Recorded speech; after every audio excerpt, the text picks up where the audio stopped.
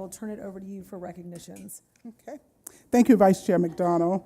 Today, I would like to recognize 3 of our students from Midtown High School: Jolene Bhatia, Diana Jackman, and Vadam Nahorny. And Sarah Adams from Atlanta Classical Academy were named 2024 Georgia Scholars by the Georgia Department of Education. Georgia Department of Education identifies and honors high school seniors who have achieved excellence in school and community life through a Georgia Scholars Program. Congratulations. Before I have those students, yes. Students, I'm going to have you come up shortly, but I want to announce some other students for a second option. We would also like to recognize 17 Atlanta Public Schools students who were named Georgia Governor's Honors Program finalists, which is a covenant residential summer program for skilled, knowledgeable, and talented high school sophomores and juniors. The recipient of this honor are Benjamin Atkinson from Benjamin E. Mays, Sophie Antil from Maynard Jackson, William Thomas from Midtown, Miles McNeese from Atlanta Classical Academy, Molly Walker from Maynard Jackson, Neria Bay from Midtown, Ekaterina Tumovino Nova from Midtown, Megan Bookspun from Midtown, Penelope Keenan from Midtown, Lila Duke from Midtown, Claire Collins from North Atlanta, Catherine Mason from North Atlanta, Alexandra Pugeda from North Atlanta, Zachary Wilson from North Atlanta, Nathaniel Lane from North Atlanta, Aria Brooks from North Atlanta, and Gabrielle Muscarcia from North Atlanta. With the Governor's Scholars, the Georgia Scholars, please come up first. Those 4 students. I know the student from Atlanta Classical could not be here tonight because they have a program, a sporting event, awards program at her school. But definitely the 3 students from Midtown, if you're here, would you come up for the Governor's Scholars? Any of those students up who want to take a picture with you? Okay, maybe not. Okay, then we will have, if any of the 17 Governor Honors Program student finalists are here, please come forward. Well, we're going to give you another round of applause, students. We're extremely proud of you, and thank you so much for representing Atlanta Public Schools. Congratulations to each one of our outstanding students. Madam Vice Chair, this completes my recognitions. Great, thank you so much. They're all home studying, so they can't come and take pictures with us, as they should be.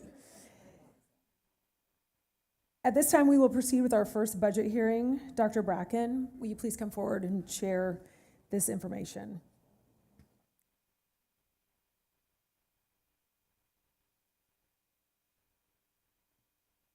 Yes, thank you. So this was a difficult budget. We're proud of the targeted and strategic goal-aligned investments that we're able to make.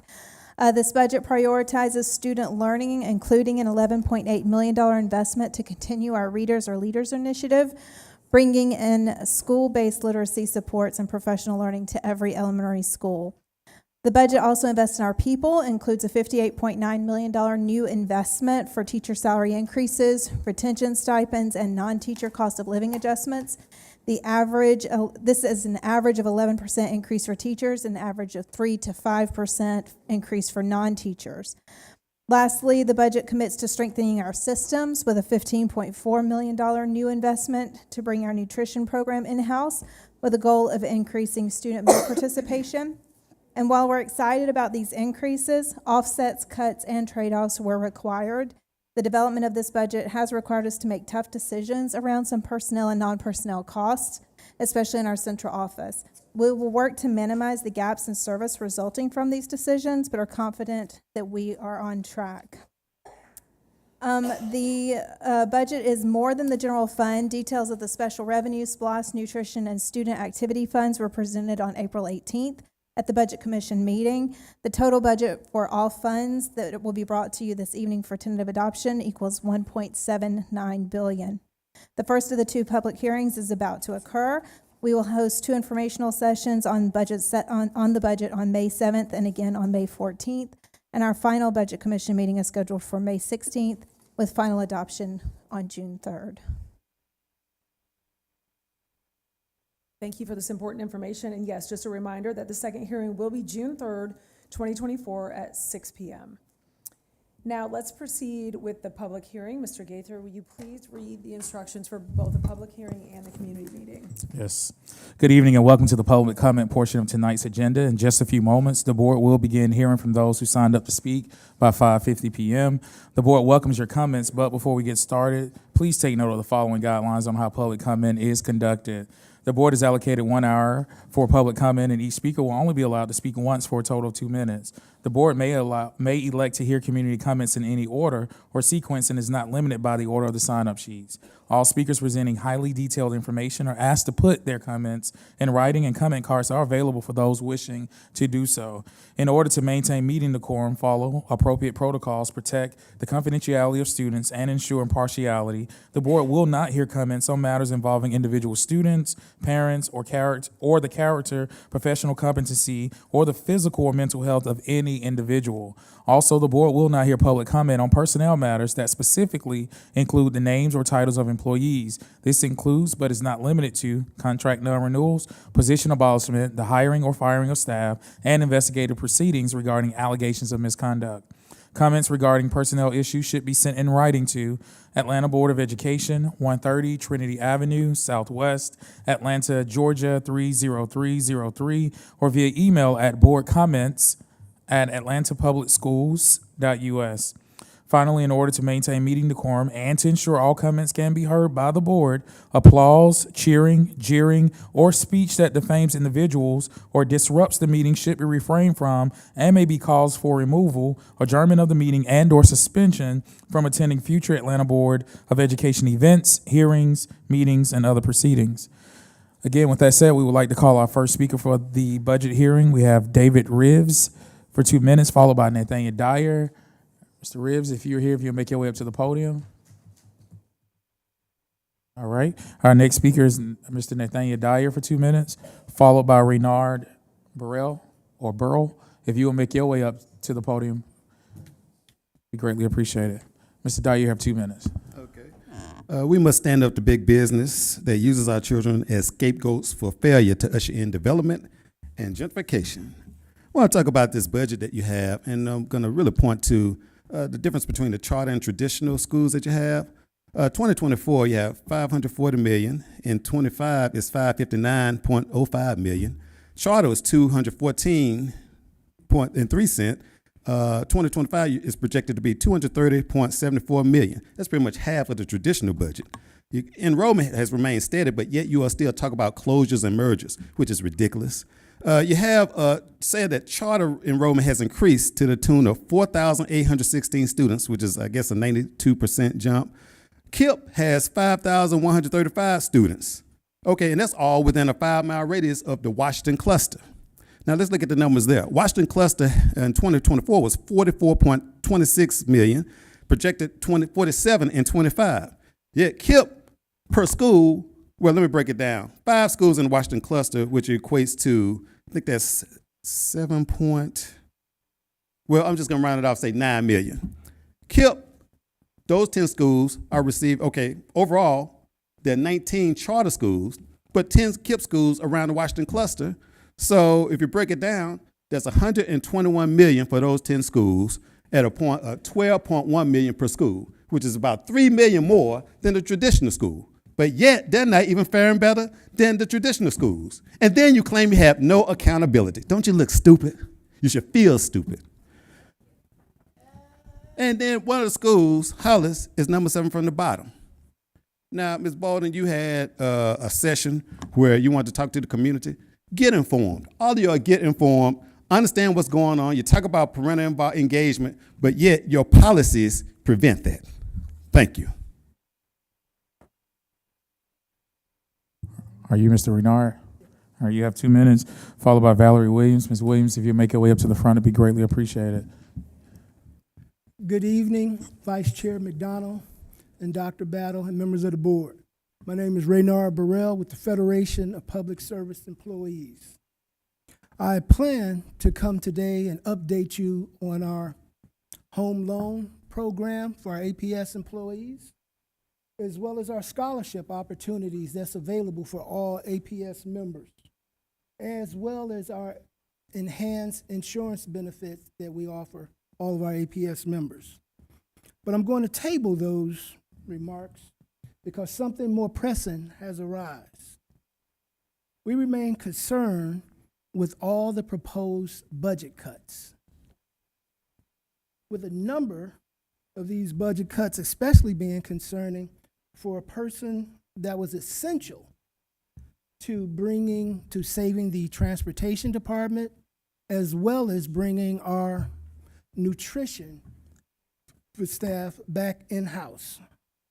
Some of these cuts seem to appear political in nature, but we will have serious remarks that we will meet with each one of you guys at a later date. But put very simply, we want to talk about the impact that we believe will be severe and swift as far as the morale and the devastation that it will have to the operations that impact our students. We also believe that we should work hard, and we ask the board to reconsider the adjustments and the cuts of the position of Deputy COO. We respectfully will be in touch, and we would like you guys to take that under consideration. Thank you so much for your opportunity. Our next speaker is Valerie Williams for 2 minutes, followed by Alma Lott. Alma Lott, if you make your way up to the front, it'd be greatly appreciated. Ms. Williams, you have 2 minutes. Good evening, Dr. Battle and the board.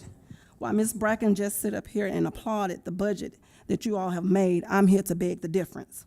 What monies are being put into low-performing schools to make them viable and attractive to students, to parents of schools like Washington, who need more resources to attract high-quality teachers and programming to be competitive? The board must start investing in schools and schools and communities where charter schools and the north side of town say, not that school. It's time to have the courage, rather than counting constituents that will vote for you to basically start counting on children. It is time for you to get the courage to start talking about the overcrowding of schools. It is time for you to start talking about Midtown bursting at the seams while Washington and the Washington cluster is trying to come up for air. It is time for you to have the courage to be the people of the board that you swore an oath to, that you raised your right hand to say that you will work for all students. It is time for you to stop kicking the can down the road when it comes to money and resources and resourcing these schools where all of your schools are equitable. It is time to stop saying that you are equitable and not being there when it comes to the money and the resources to fund the schools. As Martin Luther King once said, it is a cruel injustice for you to ask the south and the west side of town students to pull themselves up by their bootstraps when they don't have boots to put on. It is time for you to start having courage. So I'm asking you basically that it is time to put your money where your mouth is. Stop talking about you want children to succeed. Stop talking about that you are here for the children. I'm not talking about just the children in your cluster. I'm talking about the 50,000 that you serve. Stop talking about you are about all clusters when we only see that 3 clusters are always represented. It's time for you to stand up and have the courage to do the right thing. Thank you. Our next speaker is Alma Lott for 2 minutes, followed by Danielle Solomon. Danielle Solomon, if you make your way up to the front, be greatly appreciated. Ms. Lott, 2 minutes. Yes, I'm Alma Lott. I've been in Vine City and English Avenue for over 30 years. and to see our schools failing. It's not the children and not the teachers, it's the leaders. And I am ashamed that you all would try to separate our children out of our community. They're already being gentrified. We don't need this. We're going through enough. And if y'all want to be leaders, as y'all say y'all is, y'all don't hurt to come to our community with all these promises. Y'all make all these promises. And I see more mothers on the street being homeless through all this leadership. It's shameful. It's shameful to say y'all want to educate our children, y'all want to educate us, but y'all trying to tell these teachers in Hottest they can't even educate these children when you trying to pull the rug from under their feet and make them jobless and trying to move these children further away for they can in harm's way. I am ashamed that we are standing here today. It's supposed to be leaders in a home where Dr. King was raised, not raised, but stayed. And y'all will come up here and tell us how to live. Stop gentrifying our community. Stop selling these lands for housing, okay? That's what y'all need to be working on. Put families in homes. Vote for us to get homes and put these children in housing and stop from being homeless. Because when y'all do this, y'all put more teens on the streets, that's more crime. And so think as you speak. We want more resorts and researchers and Hottest so these parents and children could know where to go, where to get monies to keep their children educated, fed.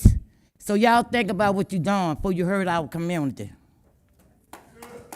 Thank you. Our next speaker is Danielle Solomon for 2 minutes, followed by Waukesha Howell. Ms. Howell, if you make your way up to the front, it'd be greatly appreciated. Ms. Solomon, you have 2 minutes.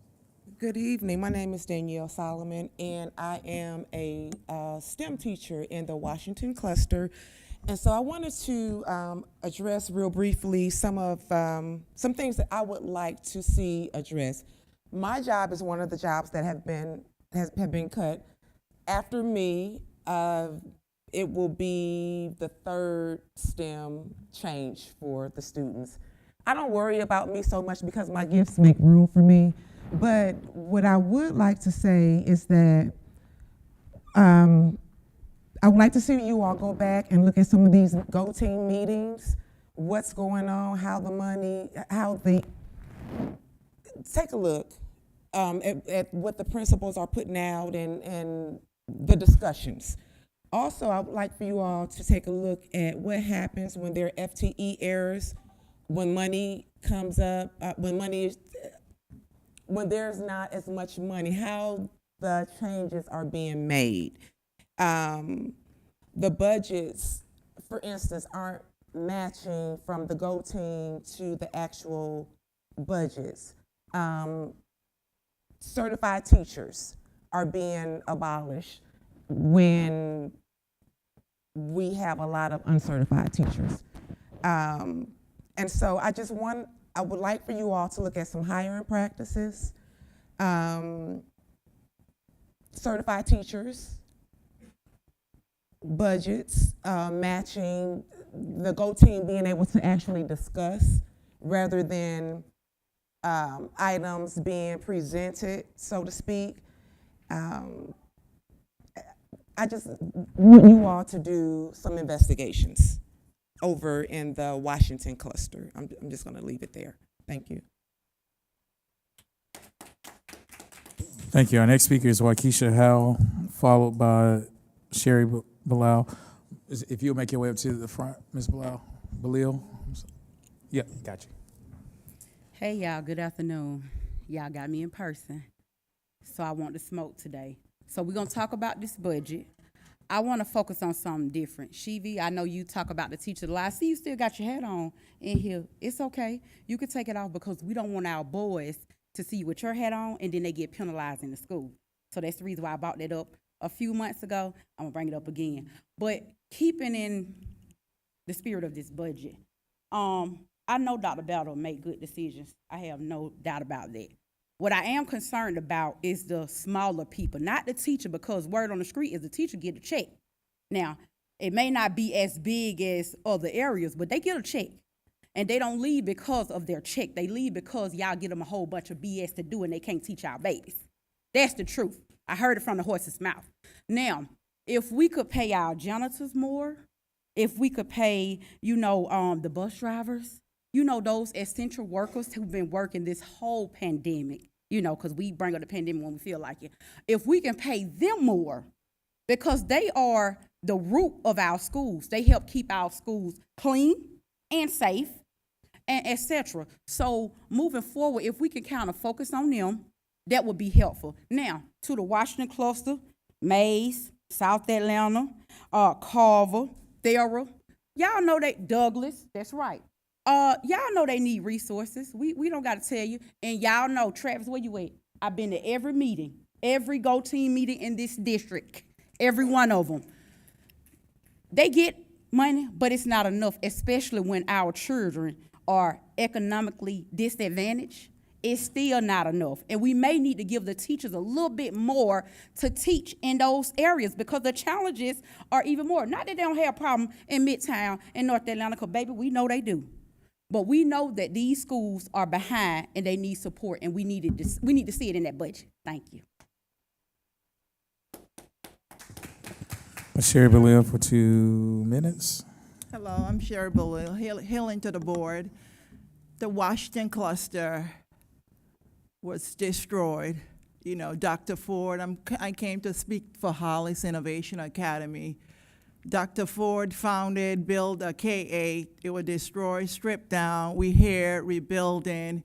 I went to all the community talks about the idea of moving our middle school over to H.J. Russell. That's unacceptable. We need to triage Hollis Innovation, triage the Washington cluster. We want to remain a sustainable community school. Washington cluster, Hollis Innovation is in the heart of all the amenities. $1 trillion development is coming. Please rethink what you actually doing when it comes to vulnerable communities, modest parents like me. We are the face of Atlanta. We don't want to be on record for disrupting one last community, English Avenue, Vine City, So please empower Hollis, put the resources. Parents like me have bootstrapped their way up. I wear a lot of hats. I'm not up here for that. I'm up here representing the parents of Hollis, the Booker T. Washington cluster. We can do it. Please refocus, drive the money to us, give the training where it's needed, uplift everybody. We want to be here to enjoy the Super Bowl, the World Cup, and the Super Bowl when it comes back to Atlanta. Thank you. Madam Vice Chair, this concludes the public hearing. Great. Pierre, can you welcome our members that are here to speak at the community meeting, please? Yes, and Madam Vice Chair, I do just want to acknowledge that the same rules are applicable to public comment. Our first speaker, Sherry Belial, you're back up, followed by Evan Marlborough. Evan Marlborough, if you'll make your way up to the front, it'd be greatly appreciated. Hailing again to all board members, I'm, of course, Sherry Belial. On behalf of the Washington cluster, we are not in support of any transfer of Hollis Middle to H.J. Russell. Built on the founding legacy of Dr. Ford, she elevated Hollis to K-8, so that's Black history for us. A pandemic came and our children were still expected to learn in a natural disaster. This is unheard of. I survived a hurricane and hurricanes in the Caribbean. We actually triaging our people and they're getting their mental health and discipline and everything. We put ourselves back before we force kids to learn. I understand, parents had to work or whatever, and you still have to have school. So, we was given a reconstitution where we were told there were no rezoning of Hollis Innovation. I experienced a lot of closure in Vine City, English Avenue. They closed Oglethorpe. We went over to Bethune. Bethune and Hurden was merged. We went over to Kennedy. Kennedy was merged and it created Hollis. We are 2 streets from Dr. King, so Hollis scholars want to be able to remain there. And again, like I say, enjoy the amenities of what Atlanta have to offer. Let's not be on record to look like Atlanta that have destroyed a community school. We want to remain a sustainable, healthy community school. Give us the opportunity, put the resources there. We can do it. Again, I'm one of the parents who came from that community who wear a lot of hats, and we need a lot of economic development. We want a good school, and we don't want our school destroyed. You know, this is happening across the board in America. Let's not play with Hollis. You know, I just want to ensure y'all to just refocus things. Thank you. Our next speaker is Evan Marlborough, followed by Waukesha Howe for 2 minutes. Good evening, everyone. Hello, everyone. My name is Evan Marlborough. I am the managing organizer at Our Turn Georgia. Our Turn Georgia is an organization that works to organize and inform students to get them more involved in their local community school boards. So I personally work in the APS cluster of our organization. So I've had the wonderful pleasure of working with APS students since I started this position around 7 months ago. So thank you so much for this opportunity. This year, Our Turns Coalition built a campaign with the goals and hopes of improving student mental health resources for themselves and their peers. I actually have a student with me who will be testifying after me. And since we are in Mental Health Awareness Month, we saw it fit to come up and discuss about a proposal that our students have come up with, a Student Mental Health Community Board. The idea around the Student Mental Health Community Board, it would be either some type of committee created by students who are recipients of mental health services within APS schools to discuss better ways for peer-to-peer mental health services, peer-to-peer mental health programming, and for students to have a voice in seeing how mental health services are advertised and given to students to give their information and feedback on it. And this Mental Health Awareness Month, I ask all of you to hopefully support Our Turn's work with these students. We've been able to talk to students from all across the district, and they seem very supportive of it. And I'd like to thank, of course, all the board members and staff who has given feedback on this report. It's been very helpful.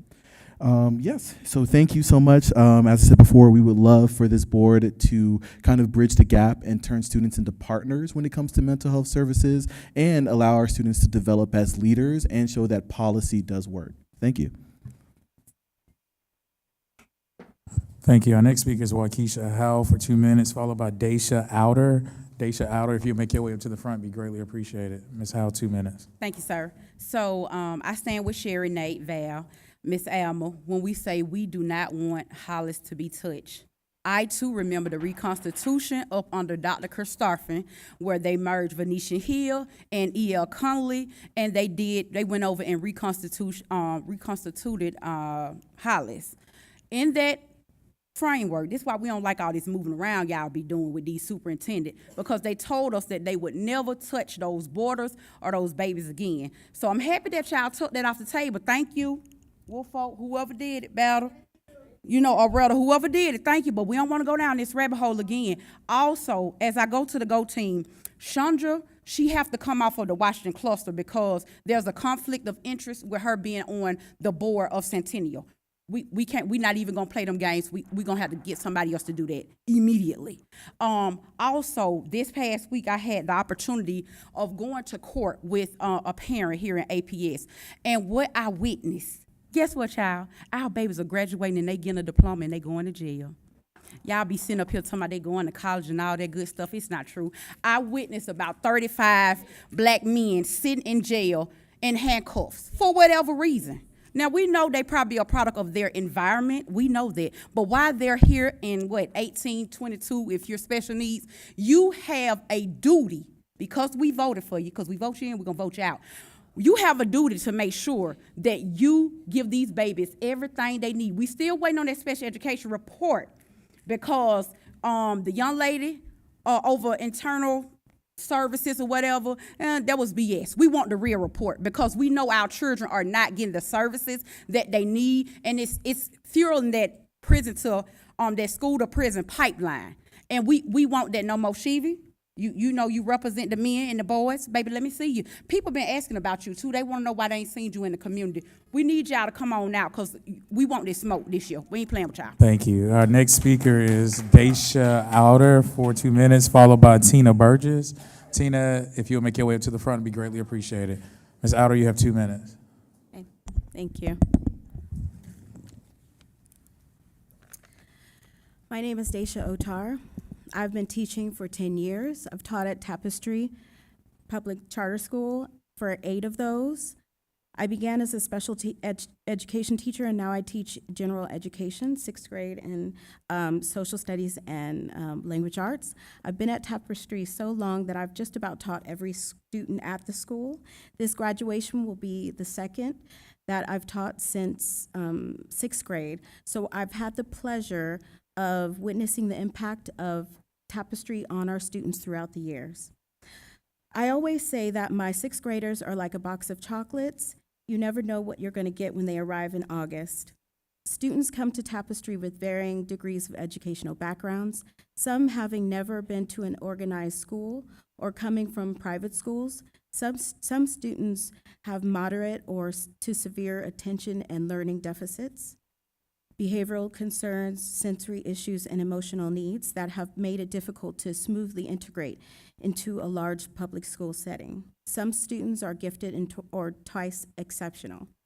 Nevertheless, with our model of inclusion, we teach all students the Tapestry way of keeping it real, a motto of peer acceptance, personal responsibility, and high expectations. I have dozens of stories that I can share of the positive impact Tapestry has had on students. Students coming to Tapestry with deficits, unpredictable behavior, and unprepared for the structure of school. Of students who have felt for whatever reason that they don't belong, and we as a school have met each one with acceptance, support, strategies, high expectations, and care. Tapestry would be a great benefit to the students of this community. Thank you very much for your time. Thank you so much. Our next speaker will be Tina Burgess for 2 minutes, followed by Iman Cook. Iman Cook, if you'll make your way up to the front, it'd be greatly appreciated. Ms. Burgess, you have 2 minutes. Good evening. My name is Tina Burgess. I'm a 7th grade ELA and social studies teacher at Tapestry Public Charter School. This is my 6th year teaching at Tapestry. I started as a high school special educator. I transitioned to teach ELA and content to 11th and 12th graders. Being in these roles have allowed me to see such growth in the maturity and development of our students. Our high school students engage in academic and social discussions in class. They're able to go out and participate in dual enrollment and other advanced programs successfully. It was not until transitioning to teach middle school that I saw the real impact Tapestry had on our students. Students come in on various levels, some which are challenging and have difficulty adjusting to the structure of school. Tapestry has a motto of structure, order, and predictability. This model, coupled with the love and nurturing of our teachers, have helped our students develop into success stories that we have seen emerge from these walls. Our students thrive in an environment that allows them to be themselves and use their differences as strengths. Students begin to form bonds with teachers, and this relationship helps them to see the potential within themselves. I have a lunch bunch that comes to me each week. They're students I taught in 7th grade last year. They stopped in to say hello before lunch. They were so excited to show me their assignment and from their current ELA class.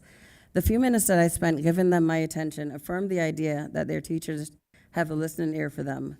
Having a place where they can show up and feel heard made students know they are important. This gives them the desire to do well in other areas so they can continue to share the relationships with their teachers. I had a student tell me he was going to come back from college to tell me how well he is doing because of what he learned in my class. This is not a singular event.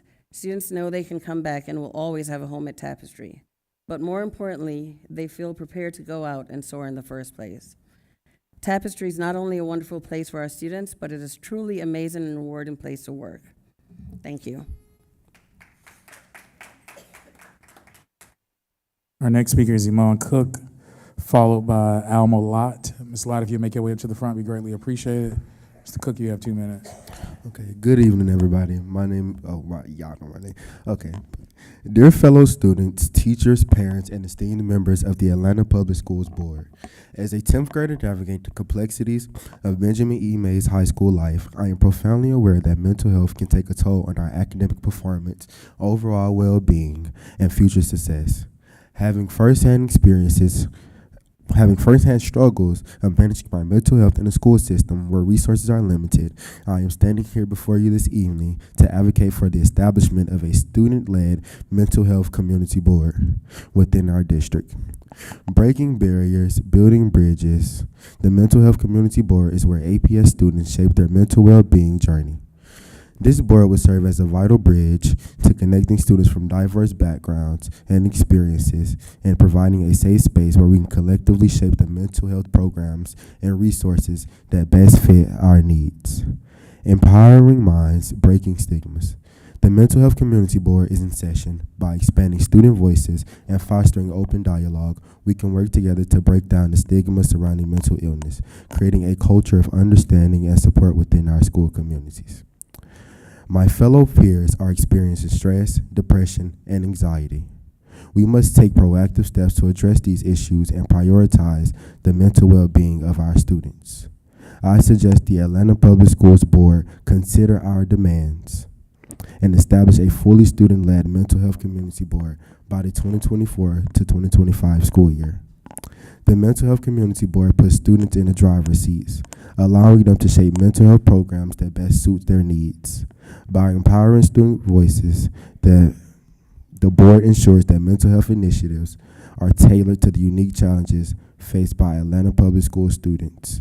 Let us work together to empower student voices, redefine support, and bring about positive change from within our school district. Thank you. Our next speaker is Alma Lott for 2 minutes, followed by Serena Strickland. Ms. Strickland, if you'll make your way up to the front, it'd be greatly appreciated. Ms. Lott, you have 2 minutes. I'm speaking about how this again, but I'd seen a poem that I just want to say. I hear voices in my head. They talk to me. They counsel me. They understand. They talk to me. You got your rules and your religions. I designed to keep you safe. But when rules start getting broken, you start questioning your faith. Hates to love and love to hate. I have a voice that has the knowledge and the power of rules your fate. I see heroes dying, I taste the blood that's drying. I feel tense rising. They counsel me, they understand me. This all to go through y'all head on how y'all are treating low-income families.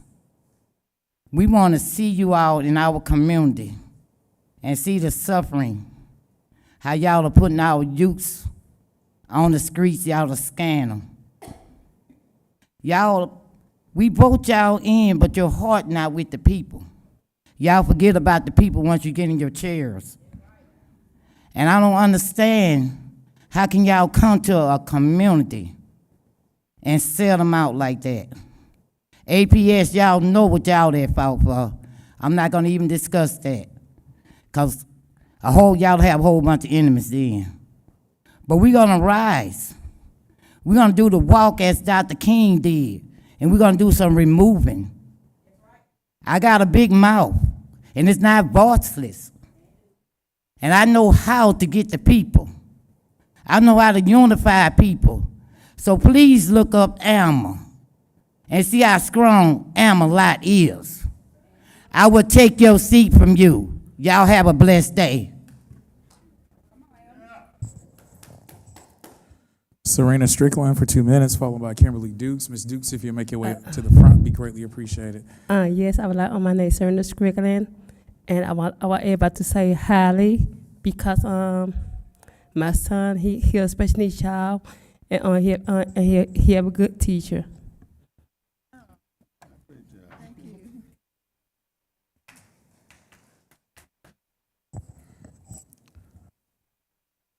All right, our next speaker is Ms. Kimberly Dukes, followed by Matthew Tyson. Mr. Tyson, if you'll make your way up to the front, be greatly appreciated. Ms. Dukes, you have 2 minutes. Good afternoon. Tonight I didn't write a speech because there's several things that I want to talk about. I'm in support of the Hollis change. I really feel like those kids need a real middle school experience. And I am a mama that travel all the way to Howard, all the way to Cadesi to get my baby service, and I live in the Washington community. That's one. Two, I want to talk about the real active parent engagement. Dr. Bell, I have to always thank you for answering the phone each and every time I reach out. I was reached out to by Family Engagement that asked us to show them how we work with parents. It was the hardest thing to do. It was called off. So many things happened. And today when I seen the Family Engagement presentation, the one thing I did not see were numbers. When you guys talk about surveys and talk about different people you guys survey, you're not surveying the Washington community. You're not surveying the communities that Waukesha spoke about so that you can get the understanding of what we need. That's Family Engagement. When Keisha Copeland, Travis, Keisha came out to our event, we asked people to engage. Don't come and sit around and just look at our families. Talk with our families. Engage with our families so you know what's going on. That didn't happen. But the presentation that we seen today, it's not honest. It's not showing that you guys really want to engage with us. It really turned me off to try to work with families inside of the parent center. That's a center that's created for parents. People were getting harassed. It's a back door for us to use, and they was told to make sure we come through the front door. So I want to make sure it's funds allocated so that parents can come in through that back door and really engage parents. Why do we have a parent sitter saying that we want to teach parents? We have these parent cafes. Parent cafes, parents aren't there. We're the only parents in the room. I have not missed one. So I wish APS would just understand that Atlanta Thrive want to bring unity and want to show you guys how to work with community. You guys don't put your boots on the ground, we do. So if you want to engage with families, y'all need to reach out to us and do it right. Don't be nasty, because Dr. Bell, I'm tired of calling you. But thank you. Matthew Tyson for 2 minutes, followed by John Davis. Mr. Davis, if you'll make your way up to the front, be greatly appreciated. Mr. Tyson, you have 2 minutes. Hey everybody, how you doing tonight? My name is Dr. Matthew Tyson, and I am the proud principal of Tapestry Public Charter School. I've had the privilege of working at Tapestry for the past 8 years. This allowed me to see the growth of Tapestry from an amazing idea to an impactful school that changes students' lives every single day. We appreciate the time and consideration that the APS board and administration has given to our application, and we really love that many of you have been able to visit our DeKalb campus to see the magic in action. We value our relationships with our students and our stakeholders, and we look forward to establishing those relationships with the APS community as well. We are a unique charter model and the first of its kind in the nation to offer a truly inclusive secondary environment to our students. We were put to a vote last summer that did not go in our favor. We recognize that the time wasn't right then, but I'd like to tell you what has changed since then. A year ago, we were named the Georgia Charter School of the Year, and since then we have received national attention through 2 major awards, the ASU GSV Innovations Showcase and the Building Hope Impact Award for Student Empowerment. We also were a primary source of a research study by the Gates Foundation that examined charter schools' best practices for students with special needs, because nobody's doing it right, but we were, and they wanted to take a look at that. Additionally, Dr. Battle, you had only been superintendent for about 2 days before the last vote, and we are thrilled that you've now been able to truly see the impact that we have had on our students' lives. Because in the end, this isn't about us, it's about the children. We believe that the APS community is interested and would benefit from having a nationally recognized inclusive school to provide something different for the students that need it. Tapestry is a different school, and we are not for everyone, but for the children who need it, Tapestry is truly a lifeline. Approaching APS again was an intentional decision. We like and appreciate what you are doing here, and we want to be a part of it. We believe that we offer something unique and would love to be able to share that opportunity with your students. Thank you all. Next speaker is John Davis for 2 minutes, followed by Ed Chang. Mr. Chang, if you make your way up to the front, be greatly appreciated. Mr. Davis, 2 minutes. All right. Greetings, board. 2 things I want to discuss. First, I want to give you some numbers from Thrive. For this year, we've already actively engaged over 605 parents. Last month alone, we spoke with over 147 new parents. And right now, our special education petition is right close to 500 signatures. And so I think what Keisha did say, we are looking forward to that special education audit. We want to see what's going to come from that. And so we don't want to forget about that. Also, we're right in the middle of our special education fellowship that we're doing.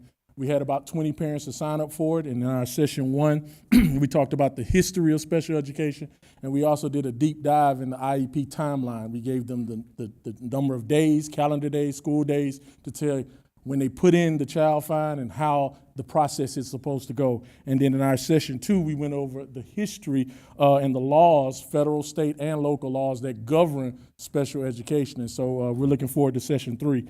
Also, with our house party event that we had over at Hollis on the 24th, we had about 43 RSVPs. Over 30 parents showed up. That's a 75% engagement rate. So I think you guys can learn something from us on how to actively engage people rather than just hearing speeches about empty numbers.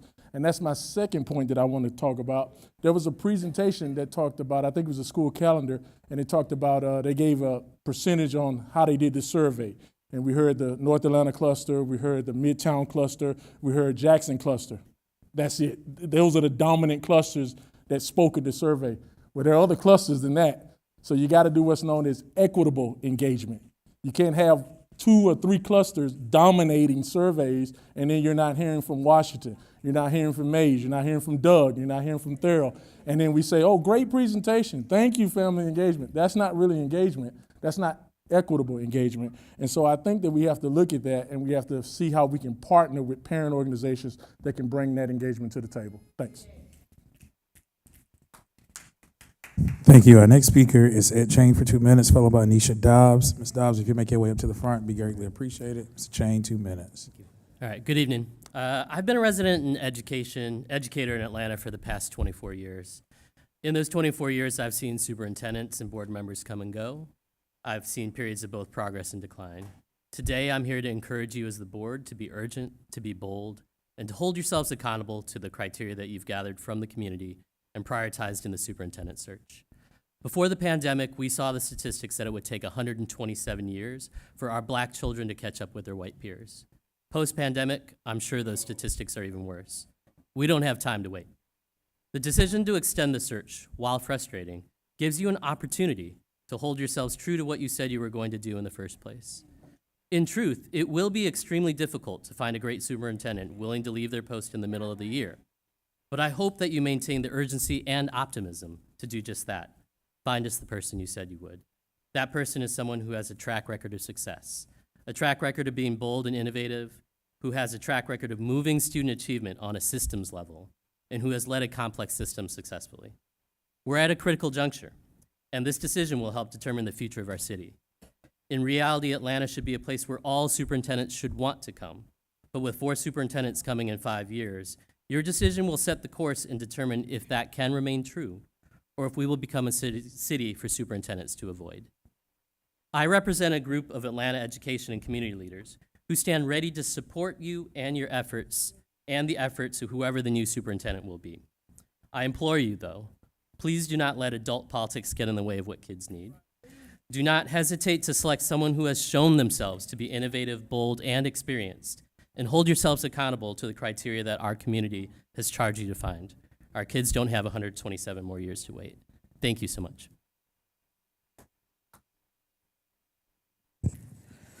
Next speaker is Nisha Dawes for 2 minutes, followed by Mother Mamie Moore. Hello, everybody. Have board members, Dr. Battle. I just want to report for the end of this year, school year 23, 24. I'm sorry, Ms. Dawes. Yep, there you go. I know I'm a little short, excuse me. I have personally been involved with at least about 67 parents with actual issues in the APS community. Of those 67, 46 of those have been special education. Of those 46, all of them have been waiting at least 2 to 3 years for an IEP from the date of the request. Recently, of the last 5 to 10 parents, I can say that it's been worse than that. I have one that's been waiting since 2017, and we are currently in process of working on that one. I personally had one in 2023 when I started with Thrive, and I went to this meeting myself. And it's still been on hold a year ago on that date, March 30th, and they're still holding the evaluation. The child has not been seen, has not been evaluated since that date. The parent is still wondering why there is no IEP in place. Parents are really, really frustrated. So this summer, we are going to go to the state level to see what is going on and how can we get the Board of APS to do something about it, because it's leadership. I want to give shots out to Dr. Butler, Dr. Nunnally, Dr. Fitz.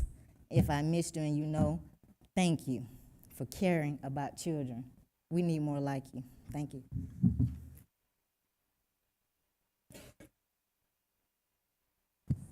Our next speaker is Mother Mamie Moore, followed by Valerie Williams.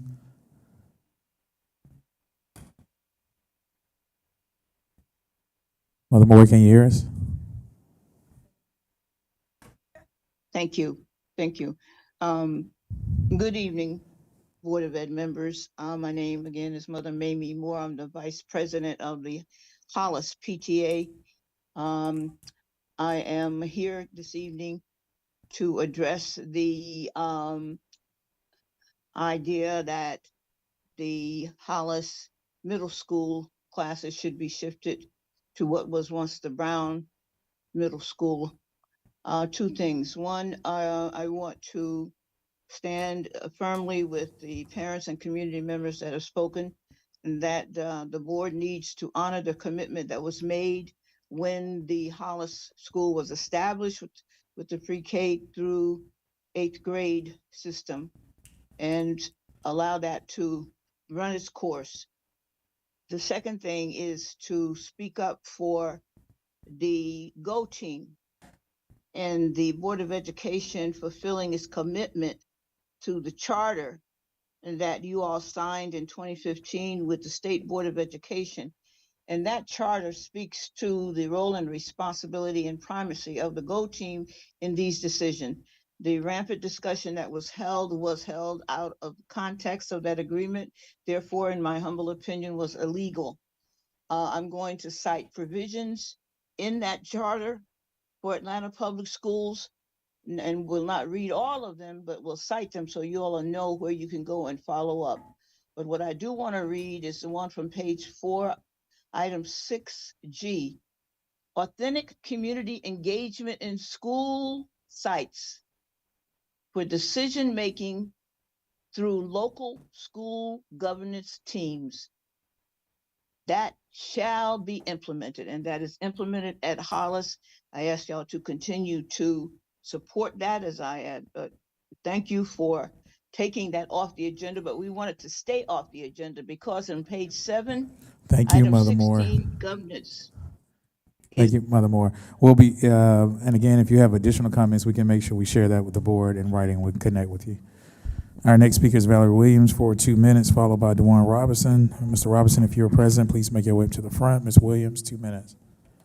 While APS has pulled the plan to merge Hollis and Russell, that still does not speak to the low enrollment in the Washington cluster and the over enrollment and bursting at the seam in Midtown and the Maynard-Jackson cluster.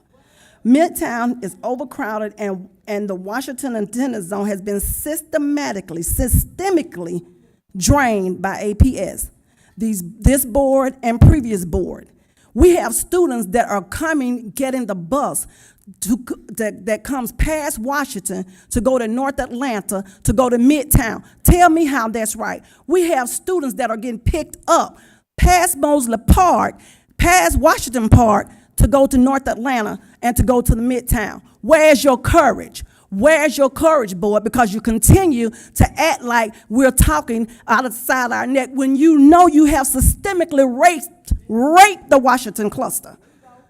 It is time for you to have the courage for these constituents not to bully you until doing the right thing and relieve the overcrowding at the Midtown cluster and North Atlanta and Maynard-Jackson when you have Washington unenrolled only to try to merge our school and have our community fighting amongst each other because you all don't want to do the right thing and get us what we need, the resources for the Washington cluster. Baby, 2024 is your year. We coming this year. 2024 is your year. We will no longer be on the menu. We will be at the table. If all 9 of you got to go, because we will not run scared of our students not getting the resources that they need to be competitive. We will not continue to stand by and allow our students to not get the resources that they need to be competitive. It's not that we're not smart. Oh, baby, because we have Rhodes Scholars in there. We have people that are going to Ivy League school. It's not that we're not competitive. Arella Baldwin, you're on the clock. Thank you. Our next speaker is DeJuan Robinson for 2 minutes. All right. Our next speaker will be Nathaniel Dyer for 2 minutes. Mr. Dyer, are you planning to speak again? All right.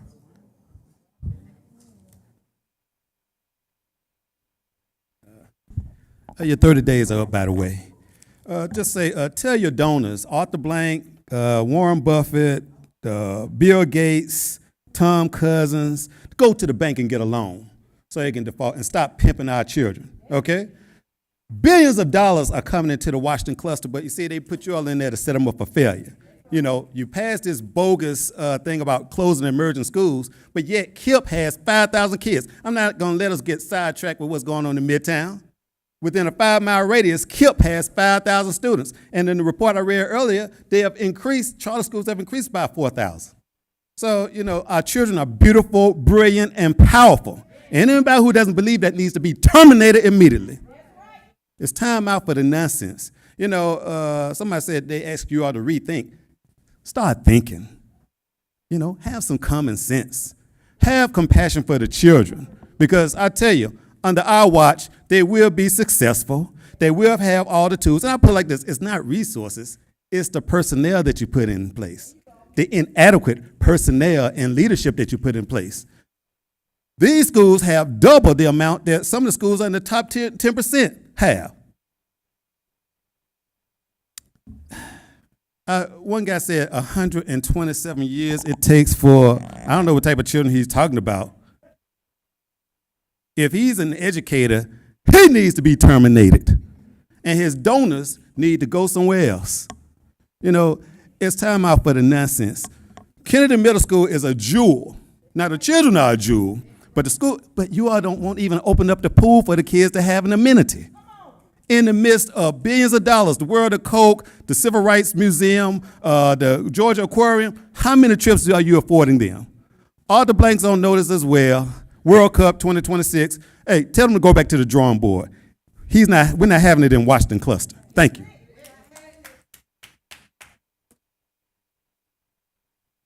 Madam Vice Chair, this concludes public comment. Thank you, community members, for spending time, coming down to share your insights with us. We appreciate the engagement. This month, in pre-recorded remarks, board member Mr. Brooks reminded everyone that during the month of May, we will recognize National School Principal Day, honor our teachers during Teacher Appreciation Week, celebrate National School Nurse Day, as well as recognize Children's Mental Health Awareness Day and bring awareness to National Charter School Week. Let's show support for each of these important recognitions throughout this month. I would also like to give an update regarding our superintendent search. The board is currently engaged in the ongoing review of candidates who have closely matched the leadership profile. APS is using a closed process that honors the confidentiality of applicants. The confidential slate includes past candidates as well as new candidates.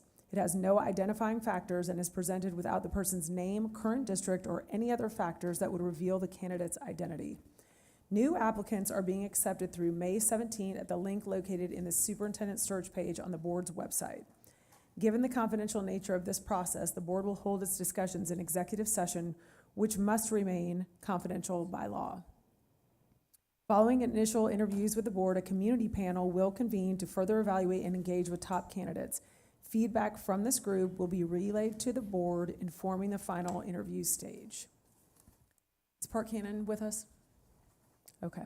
The board remains confident that we will complete the process by this fall. Consistent with legal requirements, the board will present between 1 and 3 finalists to the community at least 14 days prior to voting to hire our next superintendent.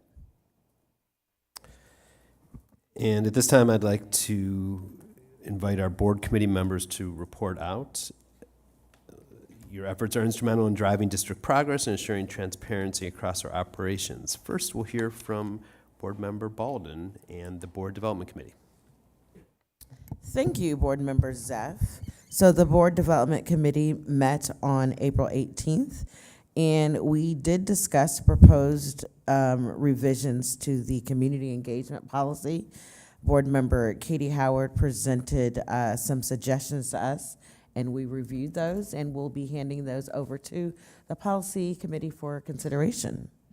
And additionally, we worked on language around codifying the Board Development Committee and making us official committee, because right now it's kind of like a special appointed situation. So we have also fine-tuned some language and are submitting that to the Policy Committee for consideration. The other committees that I chair are the Audit Committee. The Audit Committee did not meet in April, but is scheduled to meet in June. More than likely, it will be the third Thursday on committee day. That has not been formally notified, but please mark your calendars for that time. And it is my understanding that the special education audit will be available and ready then, and we will be discussing, and then I'm sure we'll have some suggestions and recommendations out of that. And then lastly, I am chairing the Oglethorpe Naming Committee. And for those who are not aware, the Oglethorpe Elementary School will now be a family and student support center. So we are in the process of meeting to finalize what will be the recommendation to bring to the board. Just as a high-level summary, the committee seems to be in consensus that naming it, we're not really going after a person, but looking for a name that's going to be very clear about the services and opportunities that will be available within the building, and we are a fan of acronyms. So right now we're playing around with access and some other stuff, so stay tuned for that. Pierre, that next meeting, is that this week or next week? This week, May 9th at 5 o'clock, so you can come join us in person or tune in virtually. And that concludes my report. Thank you for that. We'll look forward to some clever acronyms coming our way. I know we've had several conversations around the budget, but Board Member Howard, would you like to give a Budget Commission update? Absolutely, and I appreciate all the feedback we heard tonight. We had our last Budget Commission meeting April 18th. We had a very thorough overview of where we are right now with updates on special revenue, eSPLOS, school nutrition, student activity fund, and our general fund. Dr. Bracken, Dr. Battle, and team have been working very hard on this budget. We do have a significant gap to cover, and it is requiring cuts at CLL, and will have an impact overall in how we make sure that we adjust so that our students' needs are supported throughout the district. And we have to recognize the realities of our system right now, so really appreciate the team of folks who've been working so hard on this year's budget. So now we go into the next phase, which will be our meeting next week, May 16th. We will go into more specifics around the cuts to CLL and the impact, and of course the new positions that have been created and the ones that have been changed. So again, hearing all the feedback tonight, please, please, please tune in. May 16th, I believe we'll be meeting at noon. Of course, you can come in person or listen online. Continue to send your feedback to us, to me. Definitely want to hear it. We are very committed to making sure that students have what they need to be successful in our system right now. So appreciate all the work that's gone into the budget process so far. And tonight we will be taking a preliminary or an initial vote on the tentative budget. But the process does continue, and there will be time for changes following May 16th. So thank you for letting me share that update, and appreciate everyone's engagement. Thank you, Board Member Howard. Thank you for your leadership. I know this has been a heavy lift. Board Member Collins, can you share an update from the Policy Review Committee? Great. Thank you so much, Board Member Zeff. We are in the thick of a couple of policies that are on tonight's agenda for first read, and just want to bring to the community's attention. We will be voting on the first read for a revision to the Community Equity Advisory Committee policy and aligning that policy in more synergy with change of board members and more of a consistent, in more of an alignment with the calendar of when new board members come in and when appointments are being made. And so you will see a change in the term limit and also when those appointments will be made. The second policy that is for first read is revision, and I'm going to talk about them at the same time because they coincide with each other, is our equal educational opportunities policy along with our student dress code policy. And this is where you'll see the inclusion of what we know as a Crown Act, and acknowledging the differing hairstyles and things that our students bring in, whether it's locks, braids, things of that nature, and not being subjected to discrimination or penalization there. I want to acknowledge my colleague that sits on the committee with me, board member Alfred Chivy Brooks, for lifting that up, as Cynthia and I have been on the policy committee over the years and have had conversations about this, but also really making sure that we take advantage of the opportunity to include this provision in our dress code policy. All three of these policies are for first read for tonight, meaning that there'll be a 30-day comment period that will open for the community's feedback and engagement. You can submit that feedback via Let's Talk or through the board office, or feel free by contacting any one of us. Our next policy review meeting will be on next Thursday, May 16th at 4 p.m. And you can join us in person or watch us live on ABOE TV, correct? Yep, ABOE TV, or also join for comments at that time. And with that being said, that is the report for the policy committee. Thank you kindly, Board Member Collins. Do we have conference reports? Back to you, Board Member Collins. Do you have a conference report for the group? Report out from a conference? No, I don't. Excellent, excellent. All right then. Thank you for that input, colleagues, and appreciate you taking leadership roles in those areas.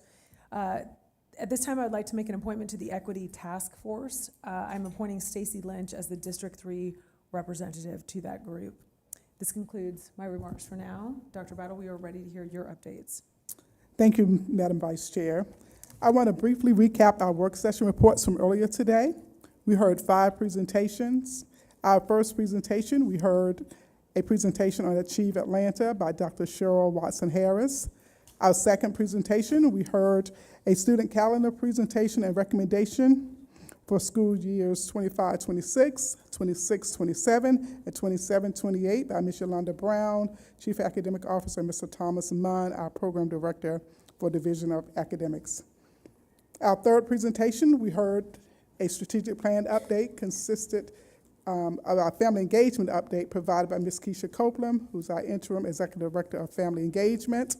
Our fourth presentation was Dr. Lisa Bracken, our Chief Financial Officer, who presented our strategic plan update, a review of our district finances, proposed budget adjustments, and a review of our tentative FY 2025 budget adoption update. And our final presentation was on student outcome focused governance, or SOFT-G. Goal 1, literacy, interim goal 1.1, the percentage of students in grades K1 experiencing difficulties in reading on the district universal screening assessment will decrease from 49.7% in May of 2022 to 43.7% in May of 2024. And interim goal 1.2, the percentage of students in grades 2 through 8 with a projected Georgia milestone achievement at level of proficiency above in the ELA reading on the district universal screening assessment will increase from 33.9 in May of 2022 to 39.9 in May of 2024. In a snapshot, board goal 1 status is currently below target. Interim goal 1.1 status is currently to be determined, and interim goal 1.2 status is currently below target. In my pre-recorded remarks this month, I spotlighted our wonderful teachers as we embark upon Teacher Appreciation Week. We are so thankful for our teachers, and we can't wait to celebrate them and shower them with our love and appreciation. Please allow me to continue reminding everyone of our Say Something anonymous reporting system, which allows anyone to submit secure and anonymous tips regarding safety concerns. We can also use the Say Something platform to report bullying. Anyone can submit a tip online through the Say Something app available through Google Play or Apple Store, or by calling our hotline at 1-844-5-SAY-NOW. Remember, if you see something, say something, including bullying. Please visit APS TV YouTube channel to see and hear this monthly's community updates. Board meetings are live streamed on BOE TV. This concludes my remarks. Thank you.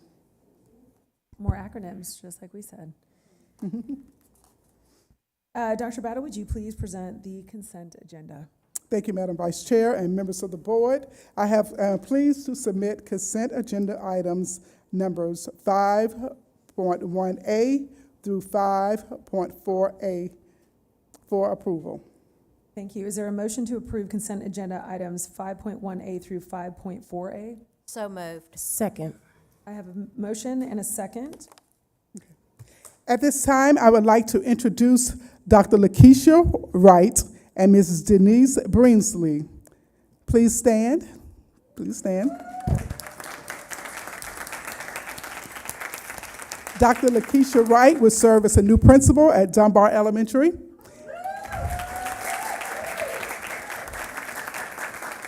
And Ms. Denise Brinsley will serve as a new principal at Mary Lynn Elementary. Neither is new to our APS family, and we are happy to welcome their continued service in their new roles. Would you like them to come up? Would y'all like to come up to the picture?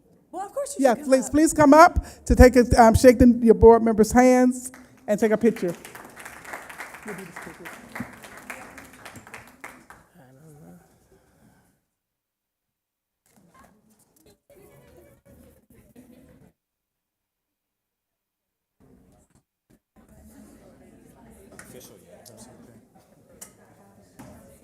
Yeah.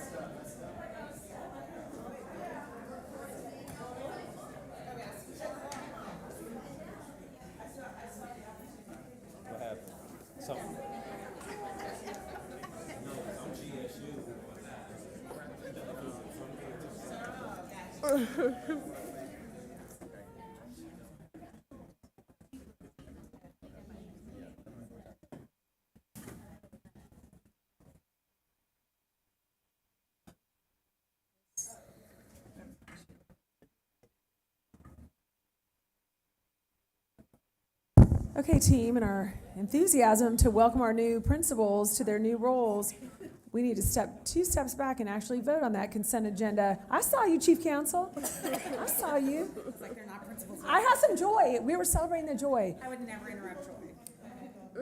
Well, we have to, I think we do. Dina, do we open it, or is Is it You've got Sandra? a motion and a second, We so have it's it. time to open the vote. Yes, open the vote. Don't be trying to trick me.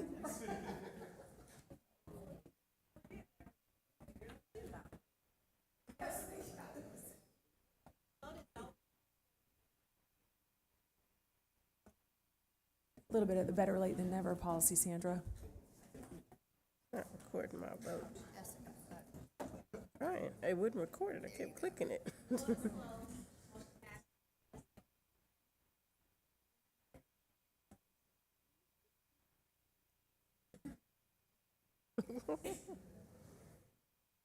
Thank you. That's great. And we will now have discussion and actions. I was like, wait, whoa. The following items will be discussed. Item 1, monthly budget adjustment. 2, fiscal year 2025 tentative budget adoption, first reading. 3, authorization to abolish and create positions for FY25. 4, renaming Best Academy. And 5, Douglas Cluster rezoning, first reading. Dr. Battle, would you like to comment on the monthly budget adjustment, please? Yes. We have two budget adjustments for the general fund. The first one is to increase the budget for utilities by $1.4 million based on actual costs this year. And second, to increase of $740,000 to cover unforeseen costs of the board election, superintendent search, and superintendent contract. Both of these adjustments will be paid from the local revenue. We'll also have one adjustment for special revenue. We are decreasing the budget of ESSA 3 by $25.6 million to true up the current year's spending and to allocate funds to be carried forward at the beginning of the budget year for FY25. The district has until September 30th, 2024 to spend the ESSA funds, and we are on track to do so.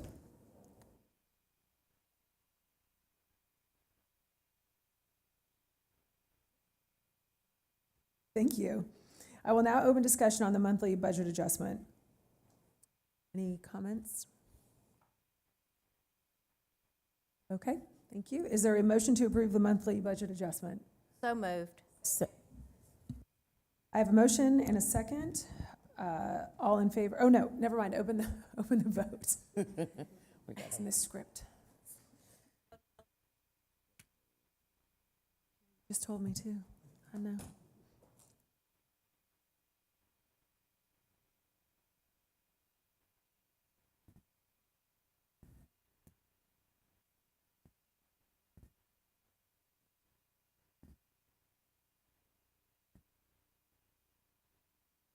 First reading, oh, wow.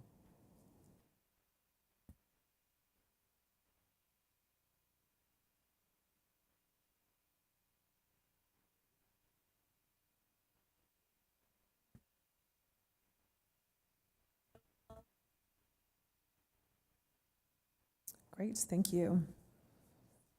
I will now open discussion on the FY 2025 tentative budget adoption, first reading. Is there any discussion?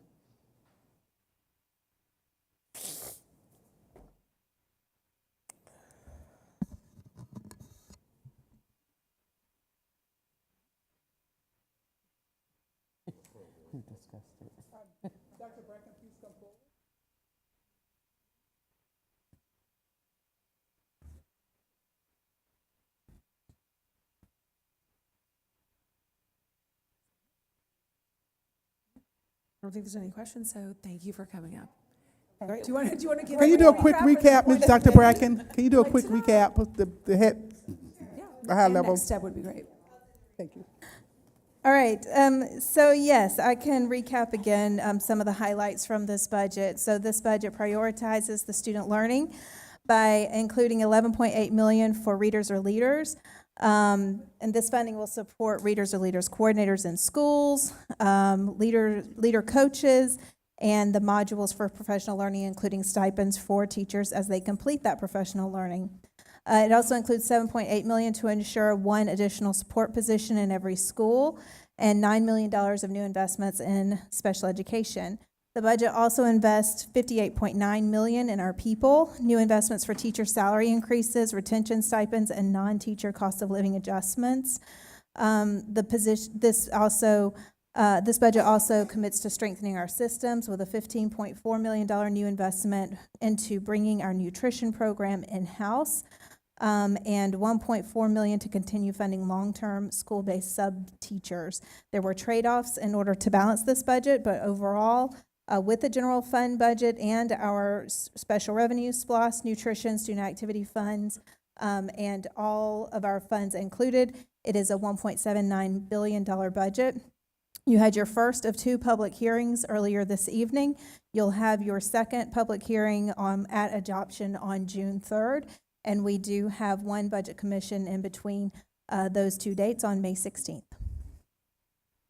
Great, thank you. Is there a motion to approve the FY 2025 tentative budget adoption first reading? So moved. Second. I have a motion and a second. Katie Howard. Sandra, may you open the vote?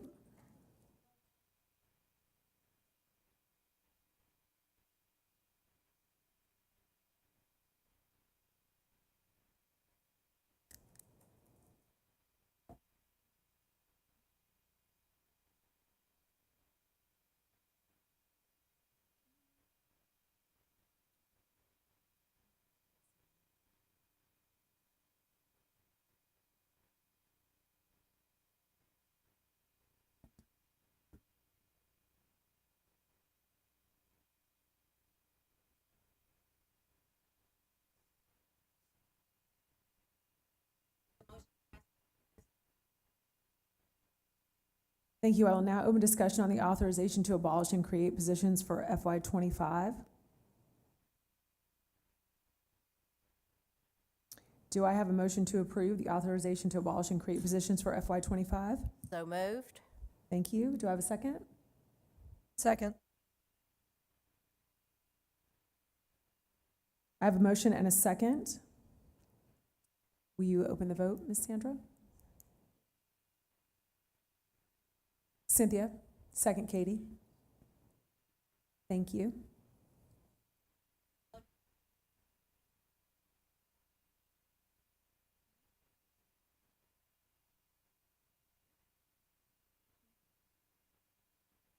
You didn't hear me say? I said it. Still on the microphone. Before.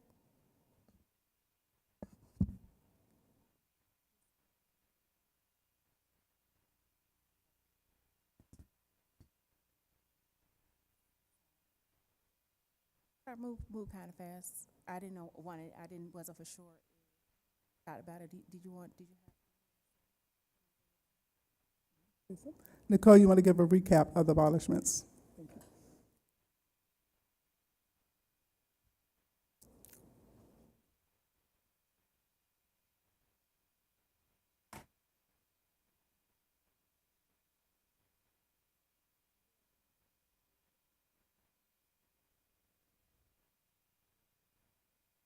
Can you hear me now? Yes. All right.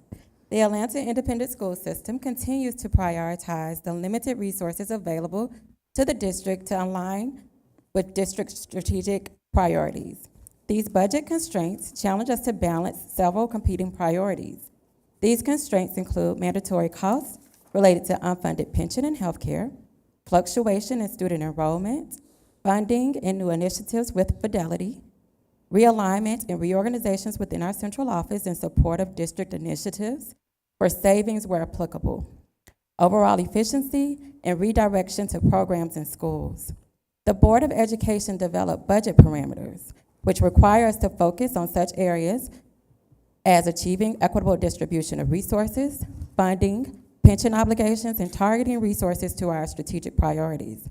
A total of 534.35 positions, 108.75 positions in central office, 425.6 positions are school-based, are recommended for abolishment, of which 332.65 are vacant.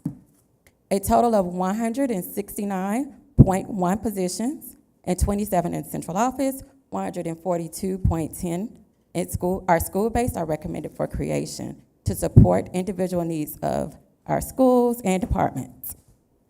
In Assembly, you see an attachment of the detail of the positions. Making sure, okay. Ms. Sandra, may we continue with the vote?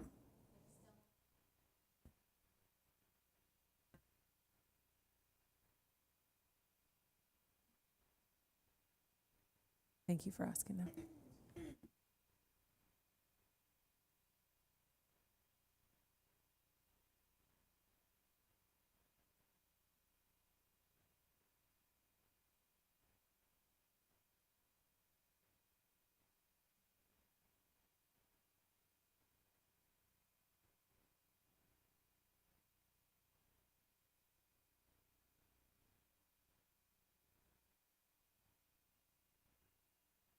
Great, thank you. I will now open discussion for the renaming of Best Academy, and I believe Board Chair Mitchell is tuning in remotely. Good evening, everyone. Hope you can hear me. I apologize. I can't be there this evening due to an illness, but I just wanted to be able to thank the committee that met a couple of weeks ago to come up with a name that we believe that will one, represent best, but also honor the late Thomas W. Dorsch Jr. So I just wanted to speak to that, and I just want to thank the committee that met last week. Excuse me. Thank you. I would like to also recognize that I believe Mr. Dorch's son is with us in the back of the room, and possibly his daughter-in-law. And so we would love for you to come and take a photograph with us. Surprise, no one told you that we were going to ask this, but this is we're just celebrating this moment with you. So if you would like to come up front and take a picture behind the ferns with us, we would love to have that. You want to vote first? Oh, we're going to vote first because I'm just not following any protocols tonight. Let me get a motion. May I get a motion, please, to approve the renaming of Best Academy? Second. Thank you, Ishay. Second. And a Second. I have it by Mr. Brooks.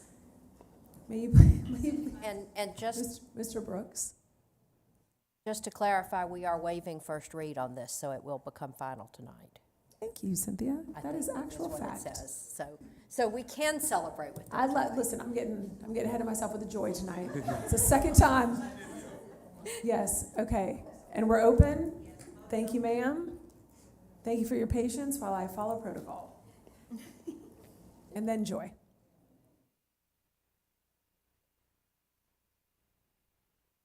Thank you for that clarification, Cynthia.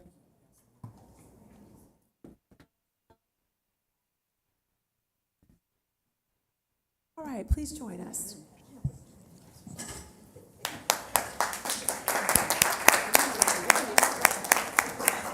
Let's start.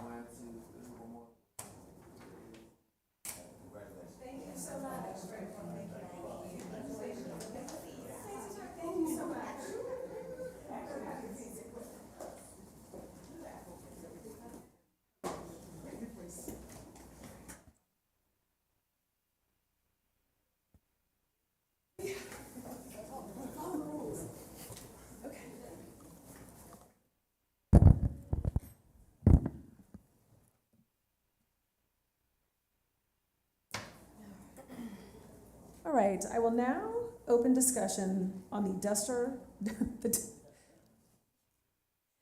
about ball game time. All right, on the Douglas cluster rezoning first reading. Is there any discussion? Yes, ma'am. Yeah, just wanted to, because we are dealing, because it is a rezoning, just wanting a recap for the community on what that Yes. means and the impact it'll have on the Douglas cluster. That's great, all right. Mr. Hoxton's going to come up and give us a quick overview. Thank you.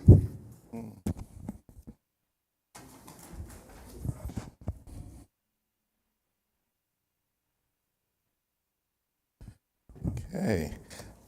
With the proposed Douglas rezoning, the impetus really behind the rezoning is KIPP Woodson Park, one of our partner schools, that's currently at 107% of capacity, and over the next 5 years will increase to a projected 116% of capacity. One of the other things that this particular rezoning will do for us, if approved by the board, is create a walk zone for, John Lewis and Victus Academy, which currently does not have a walk zone because the area around John Lewis and Victus Academy is a part of the KIPP Woodson Park school zone. So with this approval, or if approved, it will create a walk zone for John Lewis and Victus Academy. What it will also do is FL Stanton, that's currently at 44% of utilization, will increase with the children zoned out of Woodson Park Academy to FL Stanton, will increase it from 44% of capacity to 66%. John Lewis Invictus Academy is currently at 39% utilization, will increase to 43% utilization. And again, Woodson Park Academy, that's projected over the next 5 years to increase to 116% of capacity, will decrease to 88% of capacity. Are there any questions? Yeah, I'd just like to get a clarification on the legacy aspect. I think I'm reading this correctly, that rising 5th graders and 8th graders at Woodson Park will be allowed to stay through 5th and 8th grade. But 5th graders, what will happen to the rising 5th graders? I guess is my question. So the rising 5th graders would be allowed to stay for the 1 year for 5th grade, and then in 6th grade, they would go to John Lewis Invictus. Okay.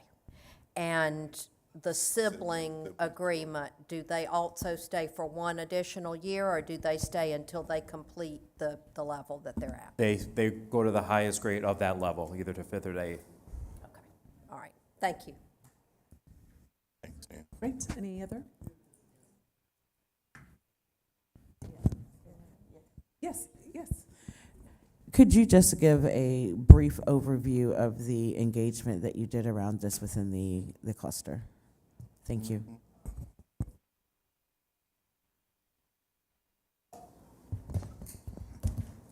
Board Member Baldwin, our community engagement with our annual facilities process starts in February of each year, where data comes to the Board of Education on all of our facilities.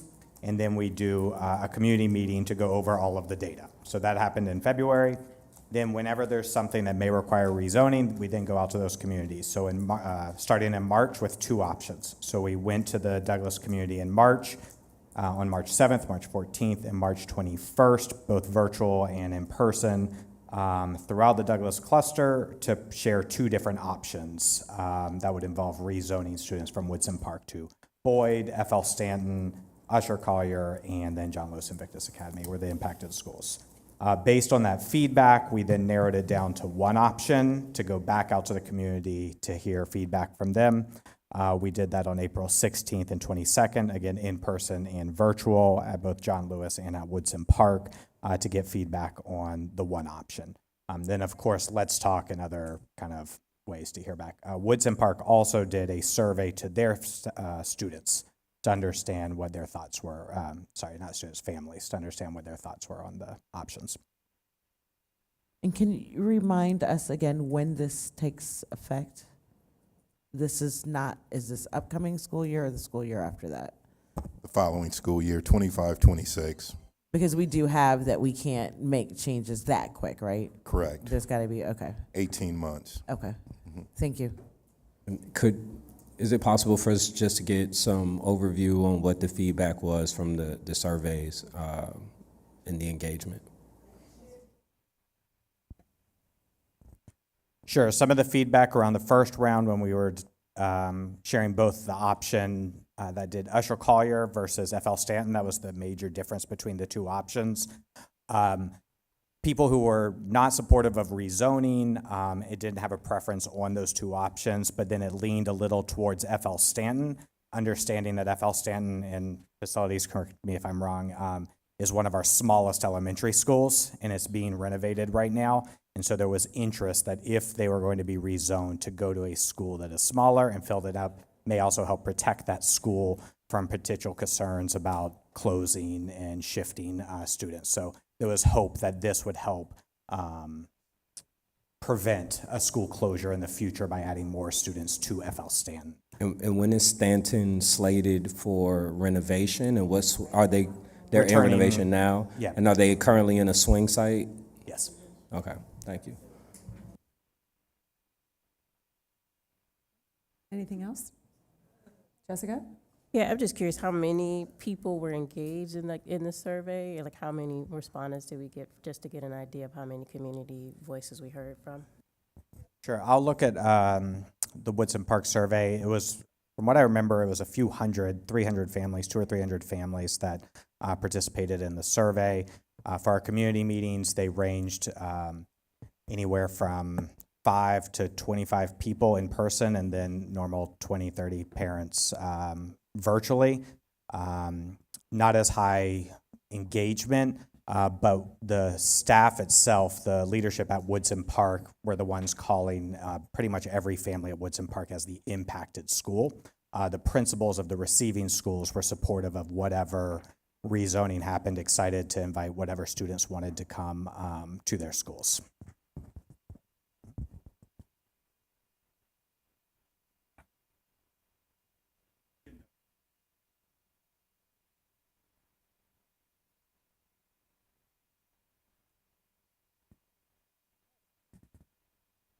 Thank you, Mr. Hoskins.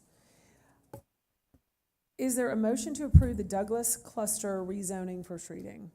So moved. Thank you, Cynthia. Second. Second by Aretta, thank you. Ms. Sandra?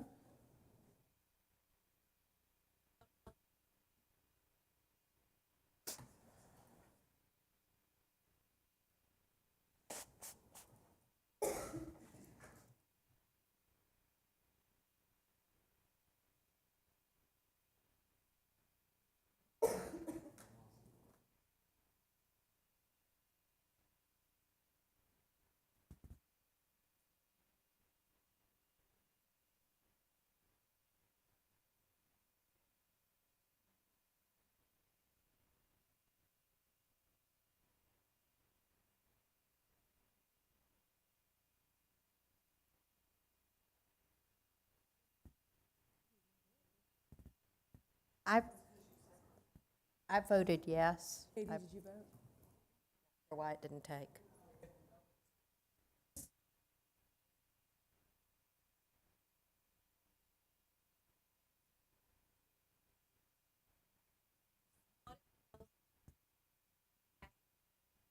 Great, thank you.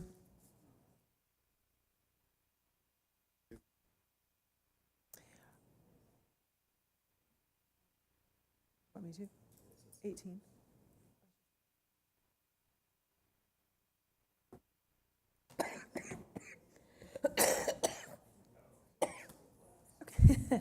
At this time, we will hear from Board Member Briscoe Brown on our first board resolution.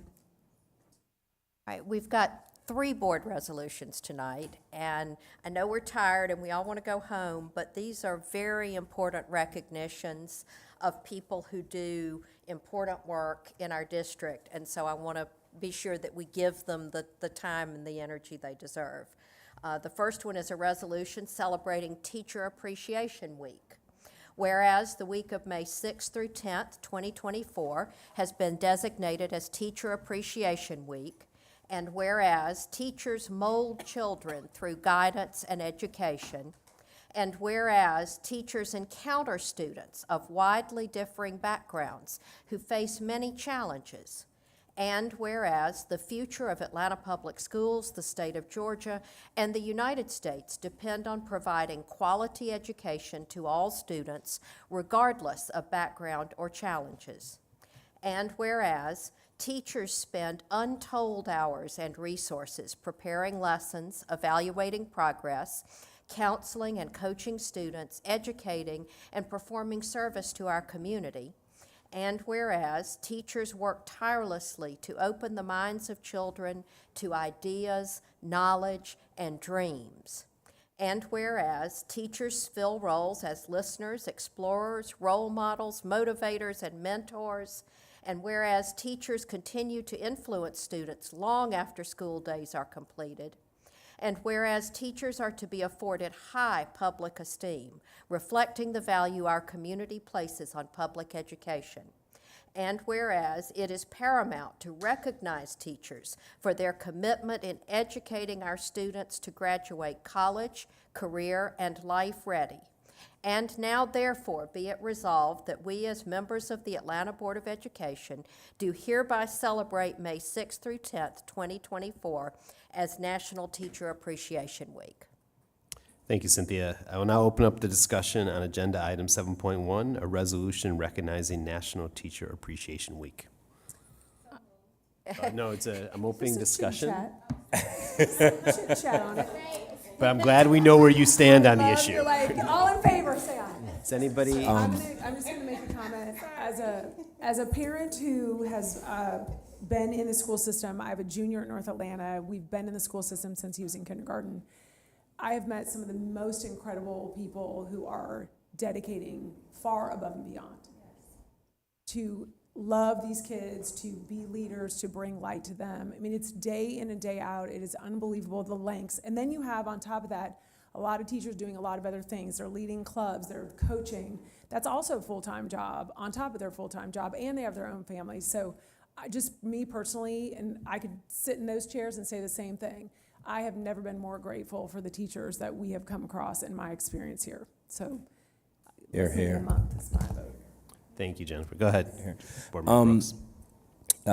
As a current educator, I just want to say thank you to my colleagues and my peers who show up in the classroom every day, who face many challenges in our own lives, who battle through life and the expense of life, especially those who live here in this city, while many times being undervalued or undercompensated for doing the work that you do. Earlier today, I posted a meme that said, if you have a appreciation day, you are underpaid. And if you have an appreciation week, you're undervalued. And that the greatest thing we could ever do to show teachers that we value them is to afford them the opportunity to be able to afford to live in the cities or communities that they serve in.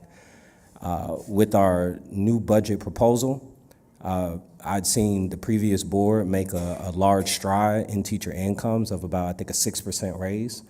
Ishay and I used to talk about this frequently. And in this current budget, we're now talking about an 11% raise. Teachers, as of right now, are being compensated $3,000 under what HUD considers to be low income. And as of the next budget, it's looking like teachers will be making $4,000 more than what is considered to be low income in the city of Atlanta. So I'm proud of what we're doing as a district to obtain and retain one of the most important resources we have, our teachers. So appreciation ought to feel like something and look like something, and I think we're putting our money where our mouth is. Proud to be here. Right on, Board Member Brooks. All right, thank y'all. Is there a motion to approve the resolution? Second. All the first and all the seconds. You can just pick whoever you want.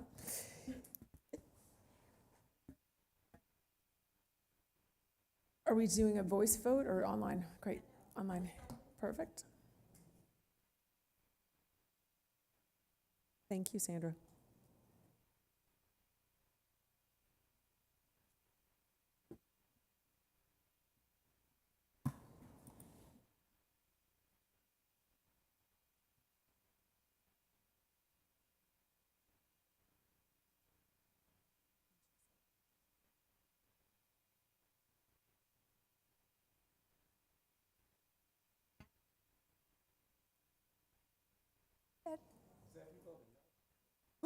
How did you vote no? Got to have a word. No.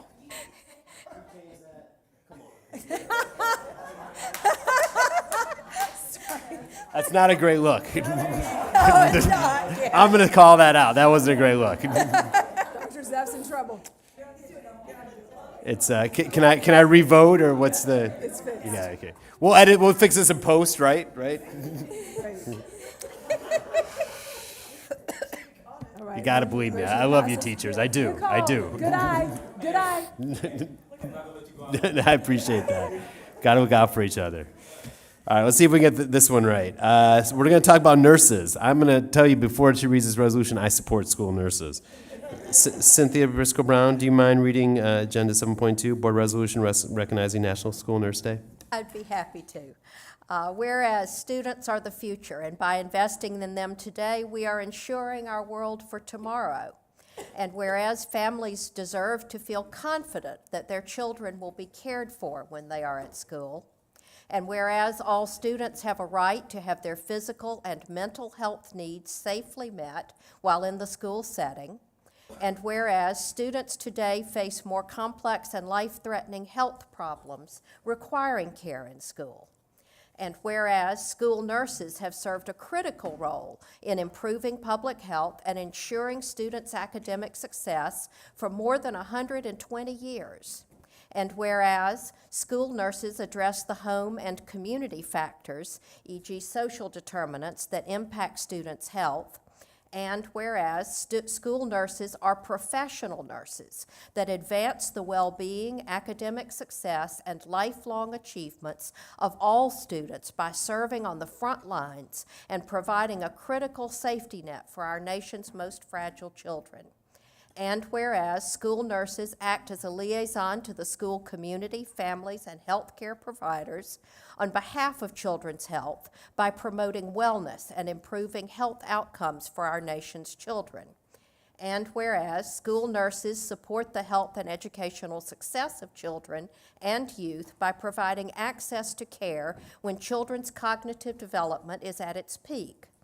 And whereas school nurses are members of school-based teams, e.g. School Health Services, 504, IEP, Disaster Emergency Planning, to address the school population, and whereas school nurses understand the link between health and learning and are in a position to make a positive difference for children every day.